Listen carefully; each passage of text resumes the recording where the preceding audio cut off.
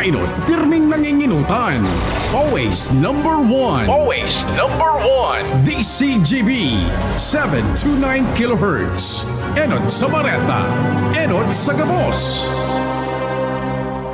Alas 5:07. Ang baretang ini hatod sa Indukan. Farex B Complex. Kapag busy, take Farex. Vitamin B1 plus B6 plus B12 daily.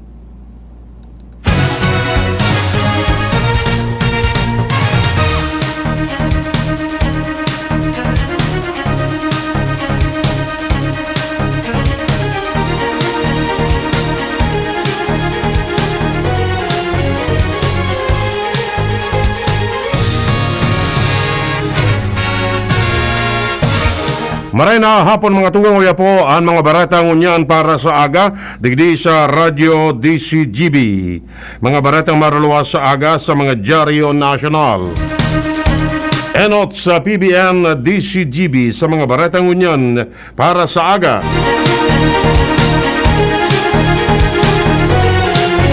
Inutuntan barata hali dyan sa luwas si Joshua Bino. Joshua Kamen. Ang pagkakaigwanin marhay na koneksyon entre kan ehekutibo asin legislatibo sa lokal na gobyerno kan Banwang Daraga ang saro sa tinawan doon asin sisiguruhon ni Vice Alcalde Junji Hausyan bilang siya pamayo kan Sangguniang Bayan.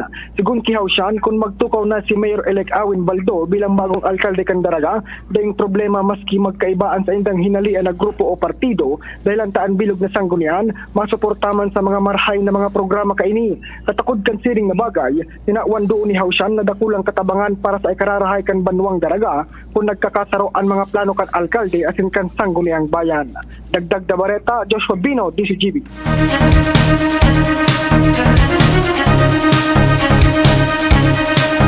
Miyaras tanto si Jimmy na salita may dagdagman na istorya. Jim, kamen. May proyekto ang DPWH digdi sa ginubatan duwang units nin evacuation center kung saan sigun kay Mayor Jema Ana Onghoko ini ang saro sa mga espersos niya na kapakipakinabang puraber siya maglusad sa pwesto bilang alkalde asin mag-asmer bilang ilihidong vice alkalde digdi sa nasabing banwaan. Makukuha ini sa compound kan na Mauraro Community College sa rong hektaryan hiwas na kung saan ang loting ini pagsadiri kan na lokal na gobyerno ngunyan ipinag-disenyo na tugdukan nin permanent evacuation center kung saan ang kantidad kay nina sa 35 milyones pesos na ulang sanaan implementasyon kay ni dahil sa uminaging eleksyon alagad sa ngunyan diretso na mapuuna ang nasabing proyekto. Ang intensyon kay ni kung igwa ni na mga kalamidad siring kan na bagyo ang barangay Maninila asin barangay Tandarura nasa pamitisan kan Bulkang Mayon ang mga residentes dige iyo ang prioridad sa mga ipinag-evacuar asin ang mga ini kadabis iyo ang ililaog digdi sa Ginubatan East Elementary School asin sa iba pang mga eskwelahan na iyo ang pinagagamit na evacuation center.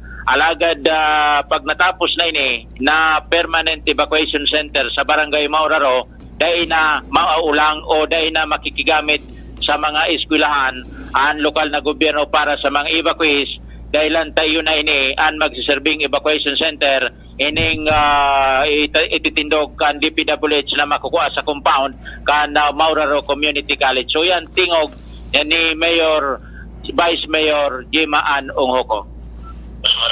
Sa may sa community college compound, katalig lang. So, dalawa ang itatayo sa inang maiiwan kung mga projects na sinulisit natin that time nung under DPWH. May start ko lang sila kasi nung nasa election ban and mag-start ko lang sila sabi nila mga 6 to 8 months. Tingog ni Vice Mayor Jema Ana Onghoko kan Ginubatan Albay. Jimmy Nasalita, DCGB News. Nagluwa sa pinakabagong datos kan Social Weather Station na nasa 10.9 milyones na pamilyang Pilipino ang pagkukonsiderar ang sendang sadiri bilang tios ngunya na taon. Sa nasabing bilang 1.5 milyones ang nakadugang mantang 8.2 milyones man ang napako sa sobrang pagtios. Sa quarterly survey kan SWS kan Abril 19 hasta 27 nagluwas na 49% o 10.9 milyones na pamilyang Pilipino ang pagkukonsiderar ang sendang sadiri bilang tios. 34% ang nasa borderline poor, asin 23% ang nagsasabing bako sinda tios. Ang nasabing bilang haros kapareho sa SWS survey kan Disyembre 2021. Nagluwas na 43% o 10.7 milyones na mga pamilyang Pilipino ang nagsasabi na sindatios, mantang 39% ang nasa borderline poor, asin 19% ang bako tios.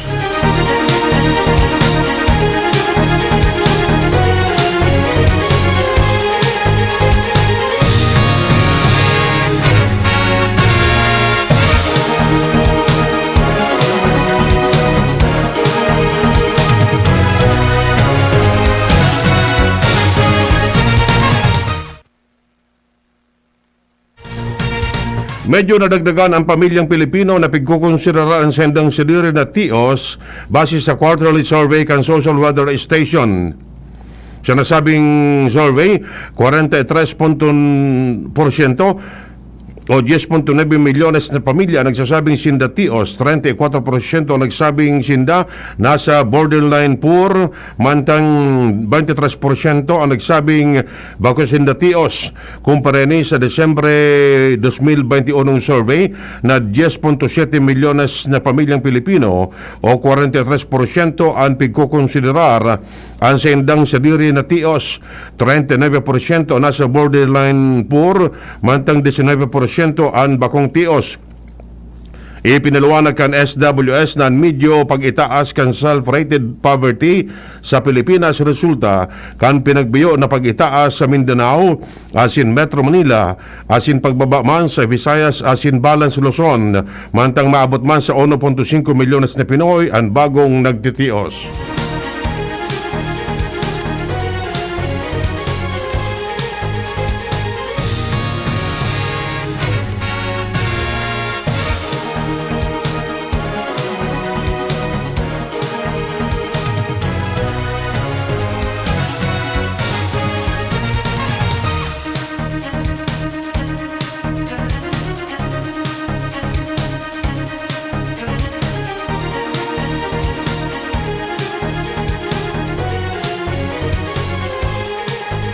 Daing patakot sa gigibo na special election sa 12 mga barangay sa Tuburan, Lanao del Sur sa Mayo 24. Inibase sa monitoring na pigigibo kan Philippine National Police. Sigun kay PNP spokesperson Police Colonel Jean Fajardo, na daininda pigdalauma na magkakaigwa ng problema sa pagkondukta ng special election dahil 800 na tauan kan PNP asin Forces Armadas kan Pilipinas ang i-deploy sa lugar para magpaotob ng seguridad. Nasa 8,000 ang pigdalauma na maboto sa special election sa 12 barangay sa Tubaran, Lanao del Sur. Nagalat man sana ni naviso ang PNP hali sa Commission on Election kuno arin gigibo ng special election sa tigsaro pang barangay sa Binidayan, Butig, Lanao del Sur. Enot ng sinabi ni PNP Director for Operation Police Major General Valeriano De Leon na ang mga police ang maserbing Special Board of Election Inspectors sa mga gigibuhan kan special election.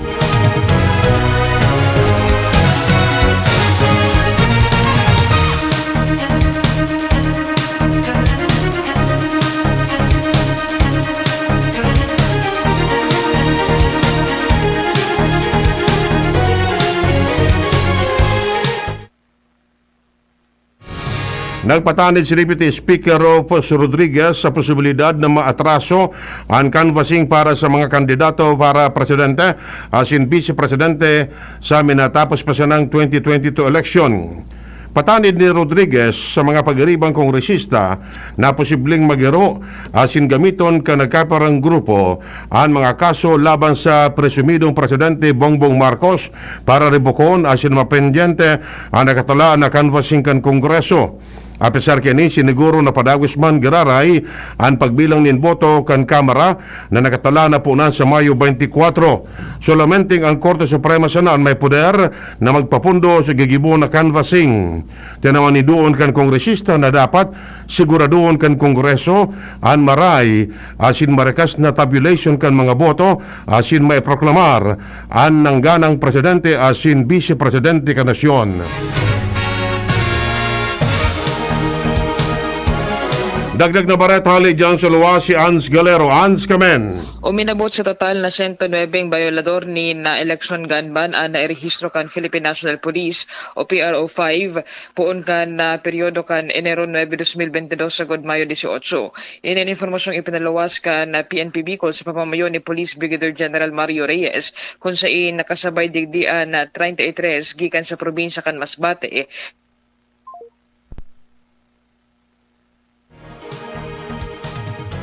Babalikan daw si Ann sa dagdag na istorya. Maabot sa nasa 103 na additional COVID-19 cases na narestro kan Department of Health sa nasyon. Iniyan sa ngunyan ang pinakahababang daily COVID cases poon Abril 2022 mantang buminagsak pa sa 2,241 ang aktibong kaso. Suminakat man sa 3,600 o 3 milyones 688,000 sanggatos ang kabilugan na kaso ng COVID-19 kay rebana na ang 3,625,407 na recoveries asin 60,452 na nagkagaradan. Nangenot pa manggararay ang National Capital Region na may pinakarakol na bagong kaso sa nakaaging 2 semana na 890, Calabarzon 258, asin Central Luzon 240.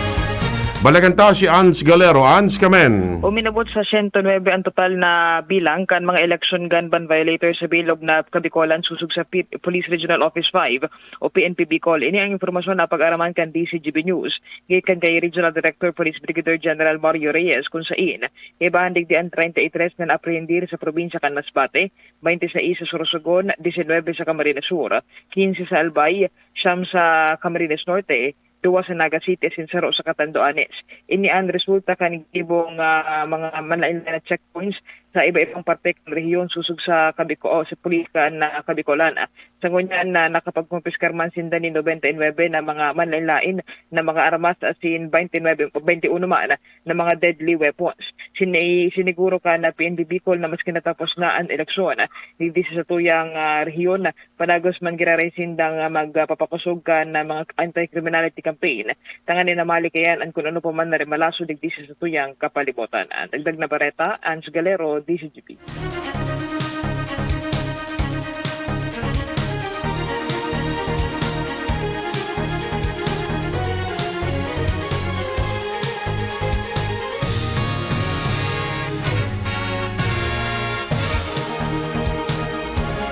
Biyernes noon, ibaban dito ang Leskang Barata nagkaiguan ng pagbabalaso sa nagkaparang senior police officials kan Philippine National Police. Formal na pigdesignar ni PNP OIC, Police Lieutenant General Vicente Danao ang nagkaparang opisyales sa bagong pwesto sa ginibong joint turnover of office ceremonies. Karibana digdi ang mga minasunod. Kabilang digdi, Sinda Police Brigadier General Emmanuel Peralta, Acting Director for Information and Communication Technology Management, Police Brigadier General John Arnaldo, Acting Director kan National Police Training Institute, Brigadier General Lawrence Coop, Chief of Supervisory Office for Security and Investigative Agency o SOSIA, Brigadier General Samuel Nacion, Director Integrity Monitoring and Enforcement Group o IMEG.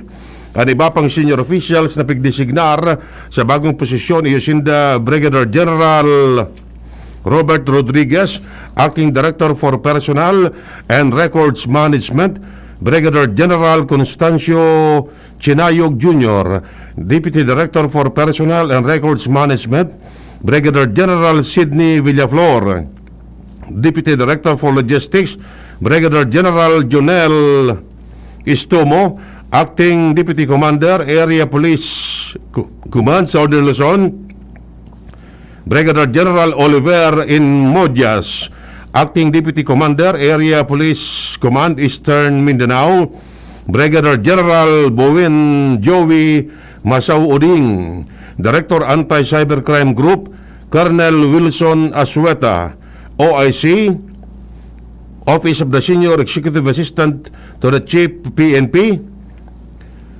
Colonel Christopher Berong, Acting Chief of Staff PNPA, asin Police Colonel Joseph Arguelles, DPRM.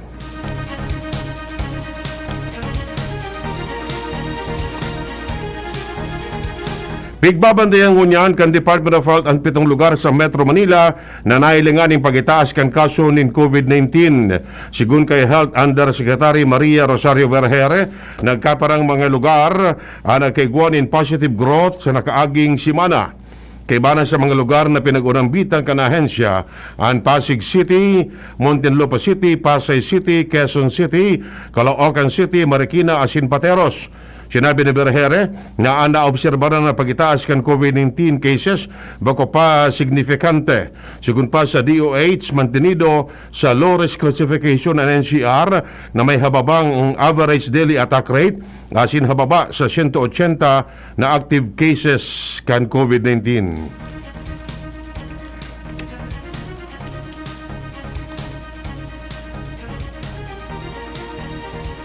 Sa gararay na tinugutan kang Bureau of Correction ang pagbisita sa mga person deprived of liberties o PDL kansendang mga pamilya. Sigun sa Bucor, para members na ipigbabawal kan ahensya ang dalaw sa kakusugan kan COVID-19 dahil tangangan ninda ang kaligtasan kan salud kan salambang preso. Maigpit man gararay na ipinapautob kang Bureau on Health Protocol sa pamilyang mabisita sa senda mga mahal sa buhay na nakapreso sa maximum, medium asin minimum security compound ka New Believe Prison. Paliwanag pa kang Bucor na sa garare na pagtugot sa mga bisita may kamauotan na mabawasan ang emotional stress na namamatian kan mga preso dahil man sa ipinapautob na maigpit na health protocol sa laog kan NBP dara kan COVID-19 pandemic.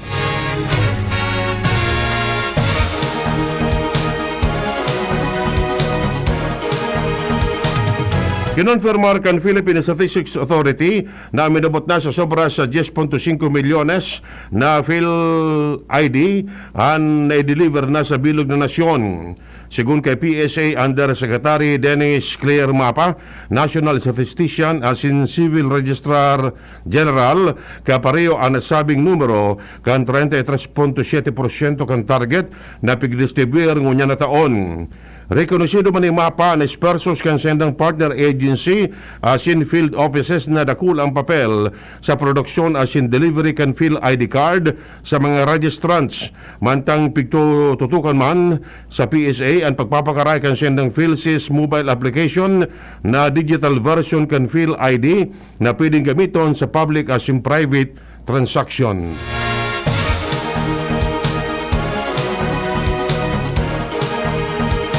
Madali nang magkaiguan ng bakuna ang mga orig kontra sa African Swine Fever. Sinabi ni DAR Secretary o kaya Agriculture Secretary William Dar na pigigibo ng unyan ang testing sa bakuna asin magayon ang pagpapailing kaining inisyal na resulta. Sigun kay Dar, nasa phase 2 na ang testing asin pigdalauman. Sa Hunyo, may papaluwas na ang resulta kaining. Paliwanag ang opisyal na kung maging magayon ang resulta, i-rekomendar niyang bakunahan ang gabos ng mga orig sa bilog na nasyon sa kamauotan na matawan ng protection ang mga orig kontra sa ASF. Ang ASF, dominanyar sa hog industry poon kan 2019 na nagdara nin pagkakalugi kan kadakol na mga paraorig na nagresulta man sa pagitaas kan presyo nin karning orig sa mga saudan. Nanindugan si Labor Secretary Bebot Bello na corruption-free ang sendang opisina. Sinabi ni Bello na bihira sana ang mga welga asin ay pagkakasinabutan kan employer asin employee sa nakaaging 6 na taon dalan sa mga pigigibong dialogo. Industrial peace, sigun si iya, ang pinaka-importanting ligasiya kan Administrasyon Duterte. Sigun kay Bello, gabos na benepisyo na itaon ni Presidente Rodrigo Duterte sa mga overseas Filipino workers, lalo na kan kainitan kan COVID-19 pandemic. Naglalao man si Bello na may pagpapadagos yun kan masunod na administrasyon.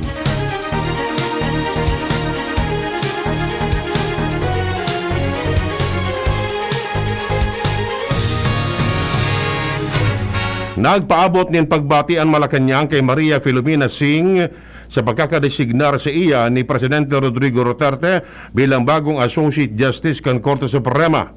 Si Singh nagserbi bilang Associate Justice kan Court of Appeals. Sigun kay Presidential Communications Secretary asin Acting Presidential Spokesman Martin Andanar, kampante sindang may pagpapadagos ni Singh ang judicial excellence asin independence kan Supreme Court. Si Singh, ang ika-194 maestrado kan Korte Suprema, asin pikisabing ultimong appointee ni Duterte sa Supreme Court bago magbaba sa pwesto sa Hunyo 30. Spesyalidahan kan bagong maestrado si dating Associate Justice Estela Perlas Bernabe na nagretiro kan Mayo 14. Si Singh tugang ni Health Spokesperson Undersecretary Maria Rosario Vergere.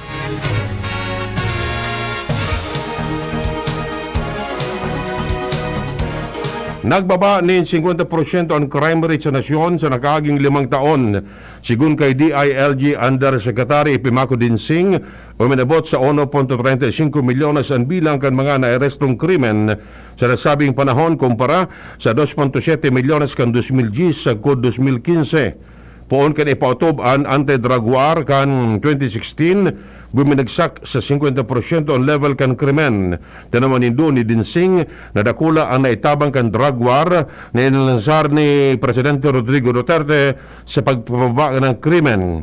Dahil kadaklan sa mga naarestong krimen, may kinaraman o nag-ugat man sa illegal na droga. Idadunga pa ni Dinsing na nagkaparang laboratorio man nin illegal drugs ang naluyunang nagpundo nin operasyon asin dakol na drug lords ang naghali sa Pilipinas sa panahon ni Duterte. Iyan mga tugang ang detalyas kay mga baretang unyan para sa aga digdi sa Radyo DCGB. Sa pag-aral kan mga pag-ariba, Nems Flora Salado Technical. Salida na palan. Yun na polis na pala. Ako po si Edwin Terral, nagsasabing salamat kan sa inyong pagantabay. Realize true comfort and relaxation at Dorotea Resort and Spa, a perfect venue for family outings, couple retreats, and various functions such as weddings, birthday parties, corporate seminars, and conferences. Dorotea Resort and Spa. We have backpackers rooms, standard rooms, deluxe, suite, and a penthouse. Also, relax and rejuvenate with our